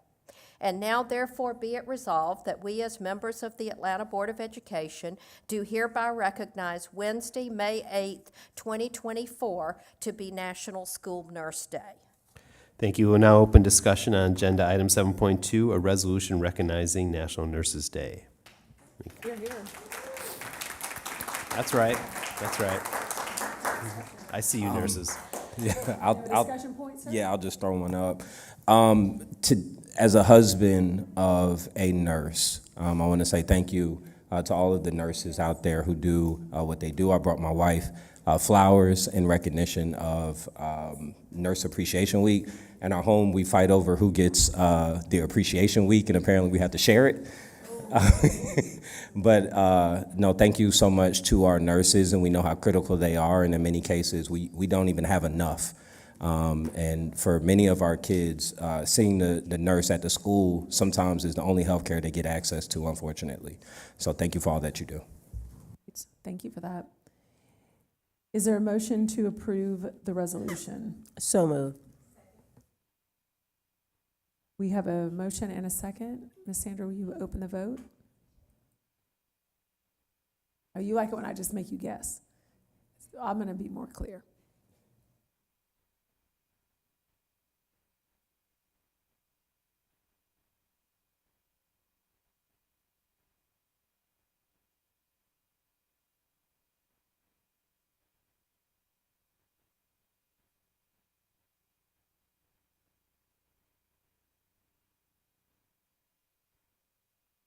Oh, yes this time? I voted yes. We have to double check.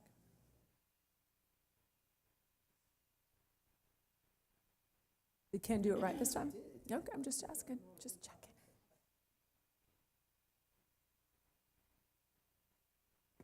Thank you very much. It is my understanding that we have Dr. Valencia Hildreth, who is one of our APS super nurse. Is that true? Is that you right there in the green? Well, come on down. Let's take a picture with you.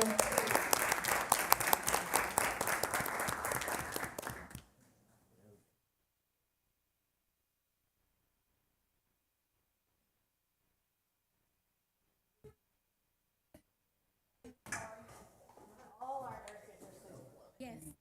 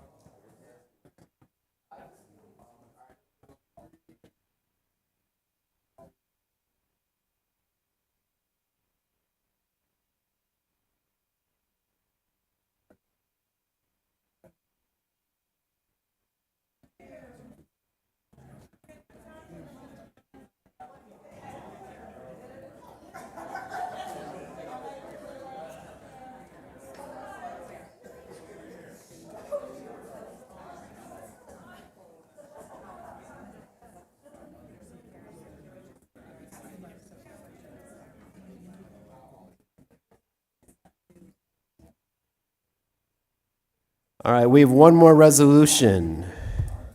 Agenda item 7.3 is a board resolution recognizing National Children's Mental Health Day. Board Member Briscoe Brown? All right, let's do this last one.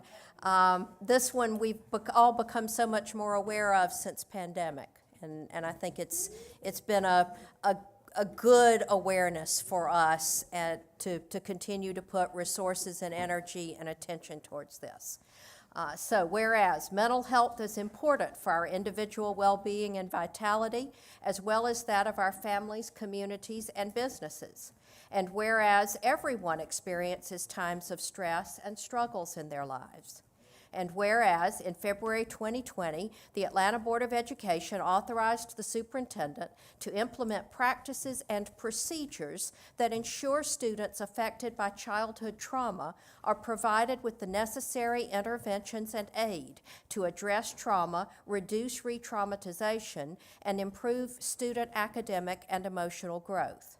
And whereas addressing the complex mental health needs of children, youth, and families today is fundamental to the future of Atlanta Public Schools. And whereas the need for comprehensive, coordinated mental health services places upon our community a critical responsibility. And whereas promoting mental health and wellness leads to higher overall productivity, better educational outcomes, lower crime rates, stronger economies, lower health care costs, improved family life, improved quality of life, and increased lifespan. And whereas each business, school, government agency, healthcare provider, faith-based organization, nonprofit agency, and citizen shares accountability for the community's mental health needs and has a responsibility to promote mental wellness and support prevention efforts. And whereas it is appropriate that a day should be set apart each year for the direction of our thoughts towards our children's mental health and well-being. And now, therefore, be it resolved that we as members of the Atlanta Board of Education do hereby celebrate May 7th, 2024 as National Children's Mental Health Awareness Day. Thank you, Board Member Briscoe Brown. I will now open up the discussion on Agenda Item 7.2, a resolution recognizing National Children's Mental Health Day. Would somebody like to speak to the resolution? Aretta's nodding. Yep, excellent. Right. Is there a motion to approve the resolution? So moved. Second. Chivy, Aretta. I'm helping you now, at the end. Perfect. 30 out. Thank you, ma'am.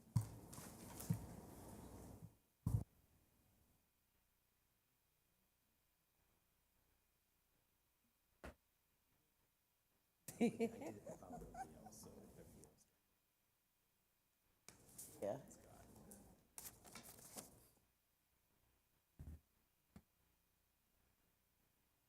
It didn't record your vote, Katie. It doesn't like you today.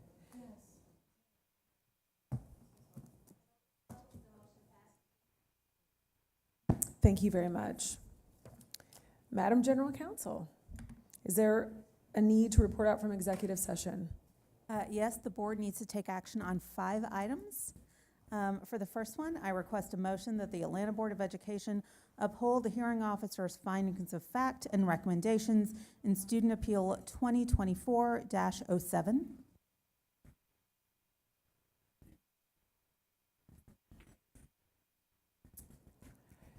Do I have a motion? So moved.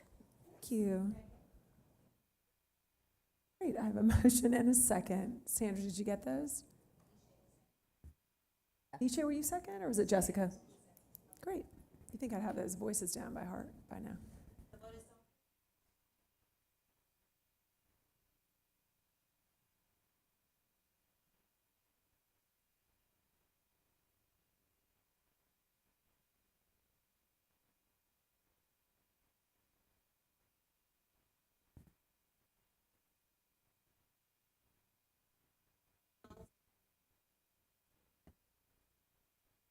Next, I request a motion that the Atlanta Board of Education uphold the hearing officer's findings of fact and recommendations in Student Appeal 2024-08. Do I have a motion? So moved. Thank you, Cynthia. Is there a second? Second. Thank you, Jessica.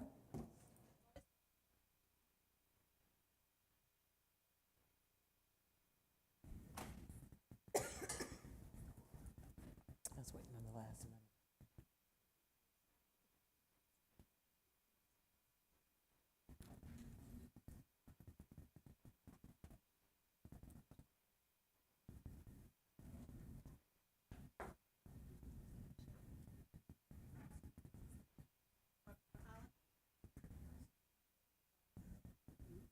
Collins, but that's cool. It's fine, Katie. Katie's like, I did it. We got it. Next, I request a motion that the Atlanta Board of Education modify the hearing officer's findings of fact and recommendations as discussed in executive session in Student Appeal 2024-09. Do I have a motion? So moved. Thank you, Cynthia. Second. Second, Jessica. Thank you. Thank you, ma'am.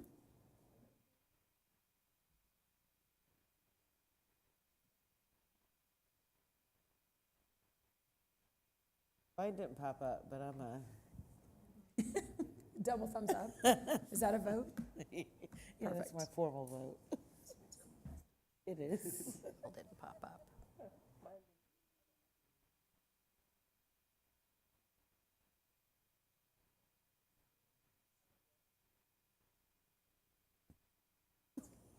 Thank you.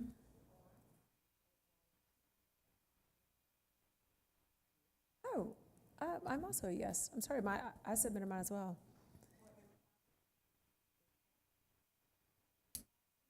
Yeah, System is tired. it's exhausted. It's like it's 8:24. It's lights out.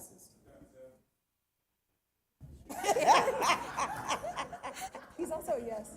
Are you? Oh, yeah. Goodness. I saw it happen. Thank you so much. There's only two more, we're almost done. Just hang in there. It's good to laugh. Next, I request a motion that the Atlanta Board of Education accept the hearing officer's findings of fact and recommendations dated April 16th, 2024, and terminate the employment of Terry Broom. Do I have a motion? So moved. Thank you, Cynthia. Do I have a second? Thank you, Ishay.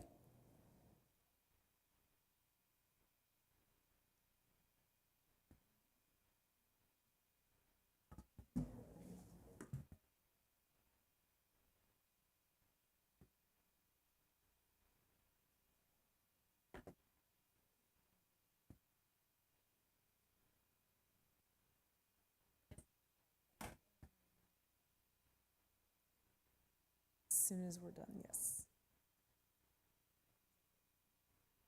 Okay, one more. Company song in my head. Yeah, I voted. Yes, please. Sorry, I don't know what's happening. It's closing time.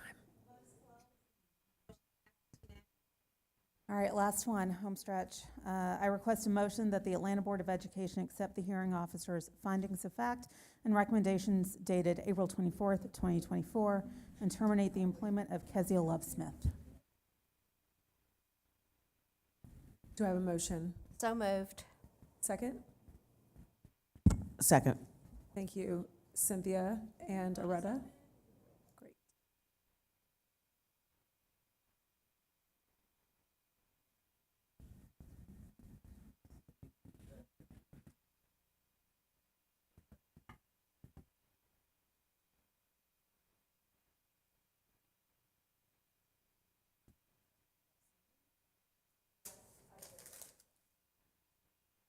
Yes.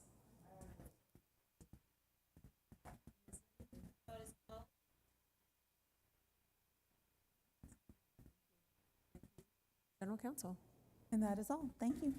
All right. Sections 9.1 through 9.4 are information reports. First, 9.1, Board Travel Report. The Board Travel Report is a monthly report that details district-funded travel for members of the board and the board office, including year-to-date spending.